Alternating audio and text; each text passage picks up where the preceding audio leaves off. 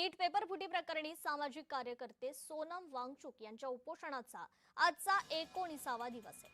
केंद्रीय शिक्षण मंत्री धर्मेंद्र प्रधान यांच्या राजीनाम्यासह विविध मागण्या सोनम वांगचुक यांच्या आहेत। मात्र त्यांच्या या आंदोलनाकडे सत्ताधाऱ्यांना दुर्लक्ष करण्यात येतंय असं म्हटलं जातंय। असं असलं तरी आता विरोधक सोनम वांगचुक यांना पाठिंबा देण्यासाठी सरसावले। उद्धव ठाकरेंपाठोपाठ मनसे अध्यक्ष राज ठाकरेंनी सोनम वांगचुक यांना पाठिंबा जाहीर केलाय। सोनम वांगचुक यांच्या आंदोलनाला पाठिंबा देण्यासाठी ठाकरे गटाकडून 19 जुलैला दादरमध्ये आंदोलन करण्यात येणार आहे। ठाकरेंबरोबरच वंचितचे अध्यक्ष प्रकाश आंबेडकर यांनी देखील सोनम वांगचुक यांना पाठिंबा जाहीर केलाय। ते स्वतः दिल्लीला जाणार आहेत।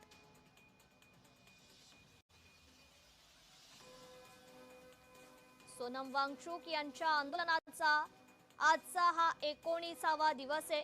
विरोधकांकडून मात्र त्यांच्या या उपोषणाला आता पाठिंबा दर्शवण्यात आलाय।